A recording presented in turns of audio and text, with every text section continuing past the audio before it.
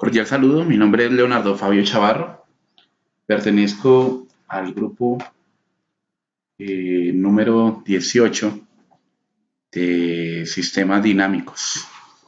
Para dar cumplimiento a la actividad y modelando a través de Scilab en este caso, la ecuación diferencial escogida o el problema escogido, entonces voy a explicar el proceso de lo que he efectuado. El problema elegido es un sistema RLC. Entonces ya se distribuyeron las primeras etapas, que es hallar el sistema no lineal. Entonces acá se puede apreciar cómo se plantearon las ecuaciones desde un principio. Entonces simplemente de aquí entonces se hallan las diversas variables y luego entonces se despejan los voltajes en cada uno de los componentes, siendo E sub C el voltaje en el condensador, E sub R, voltaje en la resistencia, y 1 sobre C, pues es la capacitancia, es el condensador, ¿cierto? Entonces resulta que, bueno, dando paso a esto, el voltaje que pasa a través de R sería el mismo voltaje que pasa a través del condensador. Por tanto, entonces, lo que se hace es la evaluación de esos dos voltajes y se igualan aquí en esa manera. Obviamente, entonces, acá, para destacar allí, entonces, el voltaje, se halla la correspondencia entre la integral de esa corriente que fluye a través del condensador y luego se saca esa constante para despejar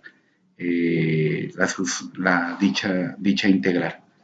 Así podemos determinar la ecuación 1, pues para no hacerlo tan extenso, simplemente vamos a seguir. Ya este es el voltaje total, simplemente se iguala a la ecuación a cero, ¿cierto? Que es lo que estábamos observando. El voltaje en el condensador más el voltaje en la resistencia, que este es en R sub 1, que es la que nos ponen a hallar igualmente. Entonces tenemos que es igual a E sub T, que es el voltaje en la fuente. Pues no tenemos un valor, simplemente las igualamos y hallamos ese voltaje que es indispensable. Sabemos que en un espacio, en un E sub 0, ¿cierto? En un tiempo cero, y siendo esta una fuente de voltaje directa, entonces tenemos que la bobina en el primer instante de tiempo se comporta como si fuera un circuito abierto, pero luego entonces deja fluir, tiene cierta impedancia y deja fluir la corriente. Como están en paralelo, entonces el voltaje de la bobina, que es el que nos piden hallar, pues sería el mismo voltaje en R sub 1. Bien, hasta ahí, claro, hallamos las dos ecuaciones diferenciales, las cuales van a ser estudio o las cuales van a ser desarrolladas a través del trabajo. Simplemente aquí, mediante diversos procesos, entonces, y apoyándome en las diversas web conferences que han habido, simplemente entonces hallo las dos ecuaciones de salida, que son ecuaciones diferenciales, con las cuales yo establezco primero los sistemas no lineales, porque está la diferencial. Simplemente los establezco en esa forma y lo hallo, ¿no? Hallando la salida A sub A, ¿sí? Aquí teniendo la relación como la ecuación diferencial final. Entonces me quedaron en esta manera, ¿cierto? Entonces la salida, simplemente en mi salida, que en este caso es el voltaje en la bobina, es igual a la corriente, al voltaje de entrada, menos el voltaje en el condensador, que es el mismo voltaje en la resistencia solita, ¿no? R sub 1 es la que está paralela con la bobina. Bien, entonces aquí hallo los sistemas no lineales, simplemente aquí hallo los subsistemas. ¿Y qué más? Entonces, acá es la parte interesante, que es hallar el modelo matemático linealizado, que es cuando saco a un lado las variables o las diferenciales. ¿No es cierto? Entonces tengo en cuenta que tengo el término o la matriz que acompaña a mi, a mi variable de entrada. Entonces acá, mediante la transformada de Laplace, entonces hallo las diversas componentes o no transformada de Laplace, sino a través de análisis de entradas y salidas, hallo las componentes en A, en B y en C para hallar mi modelo de estados. Bien, aquí entonces paso a explicar, me falta determinar esa parte, la controlabilidad de observabilidad, pero bueno. Entonces, apoyándome también en una ayuda que han dispuesto en CIPAS, y los cuales hacen parte importante en el desarrollo de esta. Entonces vamos a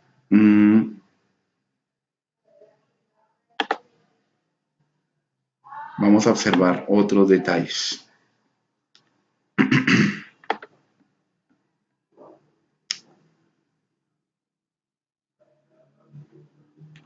Bueno.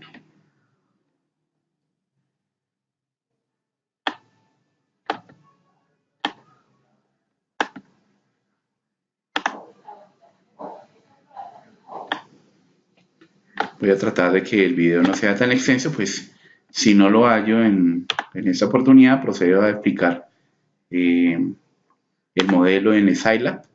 Pues todavía no utilizo MATLAB, pues realmente MATLAB no, por preferencia personal no me gusta mucho. Obviamente ya escuché la Web Conference 1 en la cual sugieren simplemente que para el taller número 3 se utilice MATLAB. Entonces voy a intentarlo adquirir en estos futuros talleres. Sin embargo, pues en diversas materias yo he utilizado siempre Scilab y me gusta hacerlo, ¿no? Primero porque es un software libre, si a usted le falta una librería, entonces no me pide cosas o costos adicionales y situaciones por el estilo. Bien. Venga, miramos acá.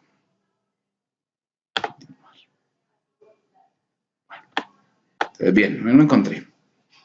Sin embargo, entonces voy a leerles la rúbrica antes de pasarles a explicar cómo modelé eso en Scilab, que es la parte interesante.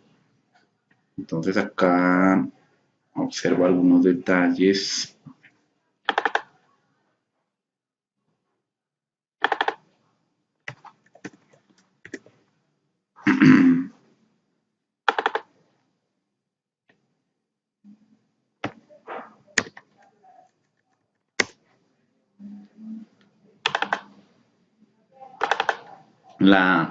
La rúbrica entonces nos está pidiendo como último paso, después de haber hallado el modelo,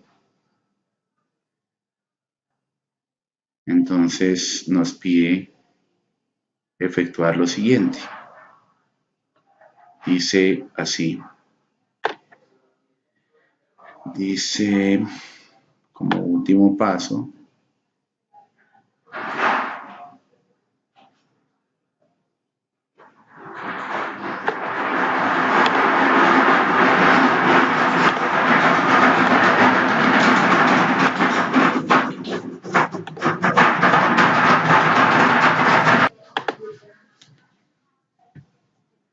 Bueno, entonces continuando, simplemente entonces aquí tengo mi modelo en Scilab, tengo mi paleta de estados y tengo esta parte, ¿cierto?